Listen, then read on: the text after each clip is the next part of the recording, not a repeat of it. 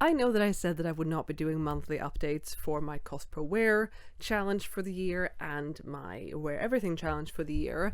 However, I had a lot of fun doing my first check-in, the January check-in, and so I've decided to do one now in February as well. Whether or not I'll be doing them every month remains to be seen, but I have some updates that I want to give you, so here we are. I'm also really glad that spring seems to be springing outside. I mean, it's only the 28th of February. It's gonna be winter-ish for a long time. It's not gonna become the green, happy, warm spring for a bit. However, that made it really difficult to set up the camera. So this is not the angle I tend to have for this, and if the background is messy, the background is messy, alright? If you have no idea what I'm talking about with my cost per wear challenge and my wear everything at least once in a year challenge, let me just quickly walk you through that. So in 2026, I am challenging myself to bring my overall cost per wear down to 20 Swedish kronor as an average, and I started at 38. I want that number down to 30, and it will obviously be decreased by me wearing my things, but it will be increased by me adding things in to my wardrobe. And that includes new to me things, like if I thrift something new, or if I fix something in my mend pile and put those back into my wardrobe. And that is really something I want to do, so I need to lower my cost per wear even further for those to not, skyrocket the cost per wear average. And as for my wear everything challenge, I think that one speaks for itself. I want to wear everything in my wardrobe at least one time in the year of 2026. The cost per wear lowering challenge tracking thing, that is new for this year, but the wear everything I've done in 2024 and 2025 as well. Now, when I checked in about a month ago, I had worn 35 pieces out of my wardrobe, which came out to about 23%, I believe, 22 or 23% of the items in my wardrobe, the trackable items in my wardrobe. I don't, for example, have my outerwear in there, but so far this year I've still only worn my one winter coat, so that is still decreasing as well, and I don't have any other jacket options at this moment. And I'm coming to you now at the end of February for me and the beginning of March for you to tell you that so far this year, over the course of January and February, I have now worn 62 items in my wardrobe, which comes out to a total of 39.5% of my wardrobe of my wearing. Again, outerwear isn't in there, shoes aren't in there. I don't have a whole lot of options of either of those, but 39.5% of my wardrobe has now been worn so far this year over the course of 2 months. So it didn't increase by as much in February, like I didn't double my January stats for February, but I still made a really good dent in it. And for transparency's sake, the weather has been pretty consistent through January and February. It got a little bit warmer now towards the end of February, but I also spent 4 days this week sick and didn't get dressed, which I'm still a little congested, as you can probably tell. February is also a shorter month than January, if we're gonna be like that. It is 3 days shorter than January is, and like I said, I was sick for 4 of these days. I am really happy with the progress I've done in terms of increasing how much I've worn out of my wardrobe, and seeing as how I'm at 39.5%, I would really like to get to 50% at the end of March. I think that should be achievable. March is hopefully, again looking outside, hopefully going to be a little bit more spring, which might mean that I'm dipping my little grubby fingers into a little bit more of my summery pieces. Now, I'm not expecting March to be warm. I am not expecting March to be summer. I do still live in Sweden. We're being realistic here, but slightly warmer weather, slightly more of a spring type vibe. I already feel like reaching more for my florals and maybe some of my more colorful pieces, because those are typically more warm weather appropriate. I am wearing a navy cardigan today, which looks a lot brighter on camera than I feel like it does in real life, and under it I have this checkered dress that I got in Japan last year that I love, which I could very much wear in the summer as well and very much wear in March as well. But I do also have other pieces that, weather permitting, I'm very excited to wear soon. So getting it up to 50% in the month of March should not be impossible, I think. However, I am going thrifting in March. Now, I've already been thrifting a little bit this month. I've added 5 pieces into my wardrobe.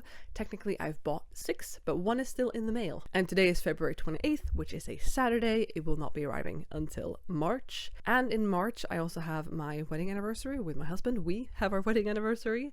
And our plan for that is to go thrifting in a city that we like, that is a couple hours away. And we like going there at least once or twice a year and just perusing and usually thrifting, and we have a great time doing it. And so that is the plan. But if it happens, which I really hope it does, and if I find things that I want and get at the thrift, that will increase the number of items in my wardrobe, which will make reaching the 50% mark this month more difficult. I'm not saying it's impossible. I mean, depending on how many items I add into my wardrobe, I suppose, but I'm going to aim for 50% of my wardrobe worn at least once at the end of March. But I said thrifting, and I said that I have been thrifting and also will be thrifting probably in March, and I'm tracking cost per wear. How is that working out? At the end of last month, at the end of January, I had my cost per wear down from 38 to 34. And I was really happy with that. It was down 4 Swedish kronor on average, and it has to, or had to, at the beginning of the year, had to decrease by 1.5 Swedish kronor per month throughout the entire year for me to reach the 20. And so it going down by 4 in the first month felt really good. It still felt low, but then again, it was more than twice what I had to have gotten it down to be on track for the rest of the year. And I don't think my cost per wear lowering will be linear, because again, if I have something that I bought for 500 Swedish kronor and I wear it twice, that goes down a lot faster, a lot further than something that already has a cost per wear of 10 and I wear it 5 times. It doesn't go down as drastically. But I was at 34 at the beginning of this month. When February started, I was at 34, and then I got it down to 30, which was really exciting because then I'd gotten it down 8 overall, and 8 in less than 2 months, because this was before the end of this month. And then, like I said, I did a little bit of thrifting. Just a little bit. I've added 5 pieces, like I said. I haven't added the 6th piece yet. I'm not tracking that in this tracking. I have so many trackings, but I'm not tracking that for February yet because I haven't added it physically into my wardrobe. I haven't been able to get the cost per wear down. And the price range of the items I've added was a little bit different. The cheapest one cost 59 Swedish kronor and the most expensive one cost 359. So that's quite a span for the prices. And I am sad to report that my cost per wear is now, as of today, up at 33. So it is still down from January. It is still down a good amount per month on average from the 38 where I started, because I had to lower it by 1.5 at the beginning of the year.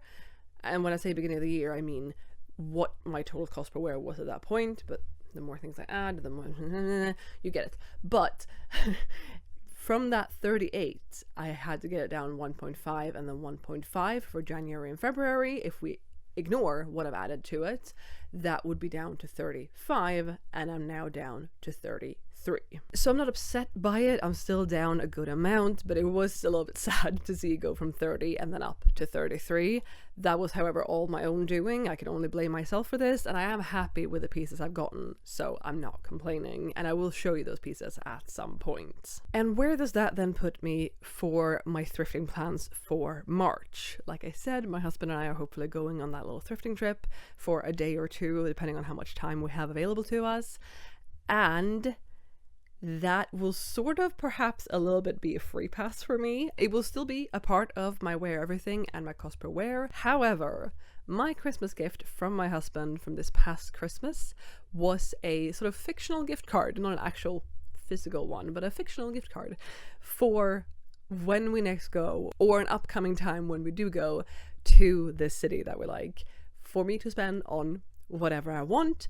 They have a really good bookstore that we like, but they also have pretty good thrifting. And so if I end up getting stuff for that sum or less, the items will be free. They will not increase my cost per wear. However, the wear everything challenge will get more challenging. Again, I'm not really struggling if I've worn 39.5% of my wardrobe in the first 2 months. It seems likely that I have the time and ability to style and wear all of my items before the end of the year. It is only February or March now, I suppose. But adding more items in obviously means I have more items I need to wear. So I don't want to call this a loophole for myself for March, but I am excited that the cost per wear might not increase even if I get new items. And I don't have to get new items. There is no guarantee that I will find anything that I like. And also if I thrift at a different time in March, either before or after that trip, or if what I find during that trip is more expensive than this fictitious gift card, then obviously that will also affect my cost per wear. But I am excited about that trip regardless of if I buy anything or not. But that is where I'm at now then, at the end of February, 2 months into this, and I'm actually really pleased with how it's going. The Wear Everything challenge is proving faster. I mean, I've worn 39.5% of my wardrobe in 2 months,